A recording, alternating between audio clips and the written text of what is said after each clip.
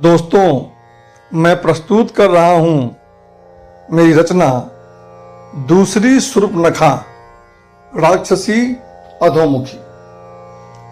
लक्ष्मण जी द्वारा राक्षसी शूर्पणखा के नाक और कान काटने की घटना सर्वविदित है। शूर्पणखा राक्षस राज लंकाधिपति रावण की बहन थी। जब प्रभु श्री राम अपनी माता कैकेयी की जिद पर अपनी पत्नी सीता और छोटे भाई लक्ष्मण के साथ वनवास को गए, तब वनवास के दौरान शूर्पणखा श्री राम जी और लक्ष्मण जी पर कामासक्त हो उनसे प्रणय निवेदन करने लगी। परंतु श्री राम जी ने उसका प्रणय निवेदन ये कहकर ठुकरा दिया कि वो अपनी पत्नी सीता जी के साथ रहते हैं। राम जी ने कहा कि लक्ष्मण जी बिना पत्नी के अकेले रहते हैं, इसलिए यदि वो चाहे तो लक्ष्मण जी के पास अपना प्रणय निवेदन लेकर जा सकती है। तत्पश्चात शूर्पणखा लक्ष्मण जी के पास प्रणय निवेदन लेकर जा पहुंची। जब लक्ष्मण जी ने भी उसका प्रणय निवेदन ठुकरा दिया, तब क्रुद्ध होकर शूर्पणखा ने सीता जी को मारने का प्रयास किया। सीता जी की जान बचाने के लिए मजबूरन लक्ष्मण को शूर्पणखा के नाक काटने पड़े। शूर्पणखा से संबंधित ये थी घटना जिसका वर्णन वाल्मीकि रामायण के आरण्यक कांड में किया गया है। वाल्मीकि रामायण में एक और राक्षसी का वर्णन किया गया है जिसके नाक और कान लक्ष्मण जी ने शूर्पणखा की तरह ही काटे थे। शूर्पणखा और इस राक्षसी के बारे में बहुत कुछ समानता दिखाई पड़ती है। दोनों की दोनों ही राक्षसियां लक्ष्मण जी पर मोहित होती हैं और दोनों की दोनों राक्षसियां लक्ष्मण जी से प्रणय निवेदन भी करती हैं। लक्ष्मण जी न केवल दोनों के प्रणय निवेदन को अस्वीकार करते हैं, अपितु उनके नाक और कान भी काटते हैं। दोनों घटनाओं में काफी कुछ समानताएं होते हुए भी काफी कुछ असमानताएं हैं। लक्ष्मण जी द्वारा शूर्पणखा और इस राक्षसी के नाक और कान काटने का वर्णन वाल्मीकि रामायण के अरण्यक कांड में ही किया गया है। हालांकि शूर्पणखा का जिक्र सीता जी के अपहरण के पहले आता है, जबकि उक्त राक्षसी का वर्णन सीता जी के अपहरण के बाद आता है। आइए देखते हैं आखिर कौन थी वो राक्षसी।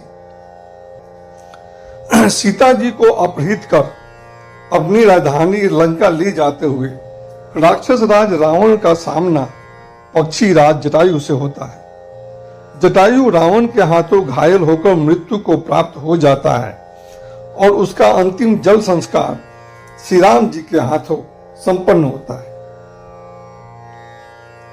पक्षी राज जटायु का जल संस्कार संपन्न करने के बाद जब श्री राम और लक्ष्मण जी पश्चिम दिशा की तरफ घने जंगलों में आगे बढ़ते हैं, तो उनका सामना मतंग मुनि के आश्रम के आसपास उस राक्षसी से होता है। इस घटना का जिक्र वाल्मीकि रामायण के अरण्यक कांड में 59वें अर्थात 59 सर्ग में कुछ इस प्रकार से होता है। तो ये अरण्यक कांड का जब 68वां अर्थात 68 सर्ग पूरा होता है, उसके बाद इसकी शुरुआत होती है और यहाँ पे ऐसे शुरू होती है। 59 सर्ग है, यहाँ पे श्लोक संख्या 1 से इसकी शुरुआत होती है। वो ऐसे है: पक्षी राज की जल क्रियादि पूरी कर श्री रामचंद्र और लक्ष्मण वहां से रवाने हो वन में सीता को ढूंढते हुए पश्चिम दिशा की ओर चले। श्लोक 2 में लिखा गया है: फिर धनुषवान खड्ग हाथों में ले दोनों भाई उस मार्ग से जिस पर पहले कोई नहीं चला था चलकर पश्चिम दिशा के कोण की ओर चल पड़े। अब श्लोक संख्या 4 में है: अनेक प्रकार के घने झाड़ वृक्षवल्ली लता आदि होने के कारण वह रास्ता न केवल दुर्गम ही था बल्कि भयंकर भी था। इस मार्ग को तय कर वे अत्यंत बलवान दोनों राजकुमार ऐसे स्थान पर पहुंचे जहां पर अजगर, सर्प और सिंह रहते थे। इस महाभयंकर महाअरण्य को ही उन्होंने पार कर लिया। अब श्लोक संख्या 5 है। तदंतर चलते चलते वे दोनों बड़े पराक्रमी राजकुमार जन स्थान से 3 कोस दूर प्रौंच नामक एक घने जंगल में पहुंचे। इस प्रकार हम देखते हैं कि वाल्मीकि रामायण के आरण्य कांड के 59वें सर्ग के श्लोक संख्या 1 से श्लोक संख्या 5 तक श्री राम जी द्वारा जटायु के अंतिम संस्कार करने के बाद सीता जी की खोज में पश्चिम दिशा में जाने का वर्णन किया गया है, जहां पर वो दोनों भाई अत्यंत ही घने जंगल में जा पहुंचते हैं जिसका नाम प्रौंच था। फिर श्लोक संख्या 6 से श्लोक संख्या 10 तक श्री राम जी और लक्ष्मण जी द्वारा उस वन को पार करने और मतंग मुनि के आश्रम के समीप जाने का वर्णन किया गया है, जो जंगल बहुत ही भयानक था और अनगिनत जंगली पशुओं और जानवरों से भरा हुआ था। यहीं पर श्लोक संख्या 11 से श्लोक संख्या 18 तक इस राक्षसी का वर्णन आता है जिसके नाक और कान लक्ष्मण जी ने काट डाले थे। तो इस राक्षसी के वर्णन की शुरुआत कुछ इस प्रकार से होती है। तो श्लोक संख्या 10 से शुरुआत होती है। श्लोक संख्या 10 में ऐसा कहा गया है, दोनों दशरथ नंदनों ने वहां पर एक पर्वत कंदरा देखी। वह पताल की तरह गहरी थी और उसमें सदा अंधेरा छाया रहता था। श्लोक संख्या 11 में है, उन दोनों पुरुष सिंहों ने उस गुफा के समीप जाकर एक भयंकर रूप वाली विकराल मुखी राक्षसी को देखा। श्लोक संख्या 12 है, वो छोटे जीव जंतुओं के लिए बड़ी डरावनी थी। उसका रूप बड़ा घिनौना था। वो देखने में बड़ी भयंकर थी क्योंकि उसकी दाढ़ें बड़ी पैनी थी और पेट बड़ा लंबा था। उसकी खाल बहुत ही बड़ी मजबूत थी। श्लोक संख्या 13 और 14 में इस प्रकार है, वो बड़े बड़े मृगों को खाया करती थी। वह विकट रूप वाली और सिर के बालों को खोले हुए थी। ऐसी उस राक्षसी को उन दोनों भाइयों ने देखा। वह राक्षसी इन दोनों भाइयों को देख और आगे चलते हुए लक्ष्मण को देख बोली, आओ हम दोनों विहार करें। तदंतर उसने लक्ष्मण जी का हाथ पकड़ लिया। यहां पर देखते हैं कि लक्ष्मण जी आगे चल रहे हैं और राम जी पीछे। आगे देखते हैं श्लोक संख्या 15। वह लक्ष्मण जी को चिपटा कर कहने लगी, मेरा अधोमुखी नाम है, तुम मुझे बड़े प्रिय हो, बड़े भाग्य से तुम मुझे मिले हो।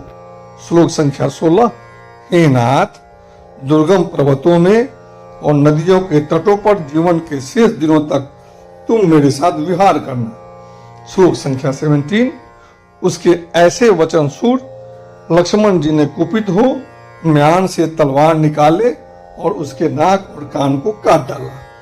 जब उसके नाक और कान काट डाले गए, ये श्लोक संख्या 18 है, जब उसके नाक और कान काट डाले गए तब वह भयंकर राक्षसी भयंकर नाद करती हुई जिधर से आई थी उधर को ही भाग खड़ी हुई। तो ये थी दूसरी राक्षसी जिसका नाम अधोमुखी था। उसी के नाक और कान शूर्पणखा की तरह लक्ष्मण जी ने काट डाले थे। इस राक्षसी के नाम के अलावा इसके बारे में और कोई जिक्र नहीं आता वाल्मीकि रामायण में। जिस तरह से शूर्पणखा के खानदान के बारे में जानकारी मिलती है, इस तरह की जानकारी अधोमुखी राक्षसी के बारे में नहीं मिलती। उसके माता पिता कौन थे, उसका खानदान क्या था, उसके भाई बहन कौन थे, उसका पति कौन था इत्यादि, इसके बारे में वाल्मीकि रामायण कुछ भी नहीं लिखता। हालांकि उसकी शारीरिक रूपरेखा के बारे में वर्णन किया गया कि वो अधोमुखी राक्षसी दिखने में कुरूप थी और किसी घने पहाड़ की कंदरा में रहती थी, और चूंकि वो घने जंगलों में हिंसक पशुओं के बीच रहती थी, इसलिए उसके लिए हिंसक होना, मृग आदि खाना कोई असामान्य बात नहीं थी, जिसका वर्णन वाल्मीकि रामायण में किया गया है। उसके निवास स्थल के बारे में निश्चित रूप से ही अंदाजा लगाया जा सकता है कि उसका निवास स्थल निश्चित रूप से ही बाली के साम्राज्य किष्किंधा नगरी के आसपास ही प्रतीत होती है। ये घटना मतंग मुनि के आश्रम के आसपास ही घटित हुई है। मतंग मुनि सबरी के गुरु थे जिनका उद्धार राम जी ने किया था।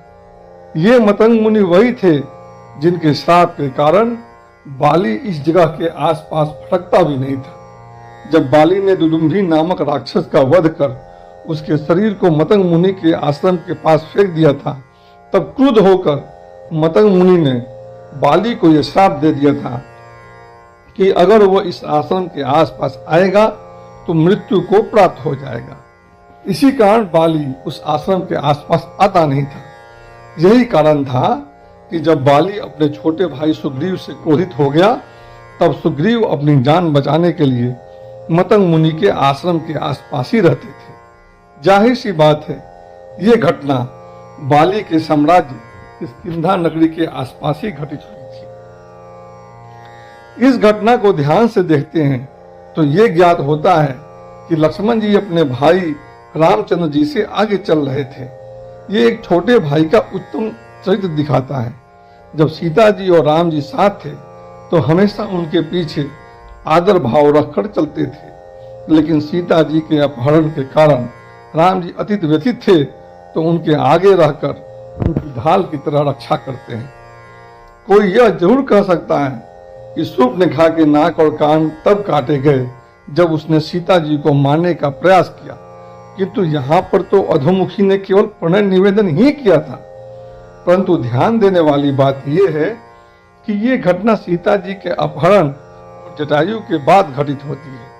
जाहिर सी बात है, लक्ष्मण जी अति क्षुब्ध अवस्था में थे।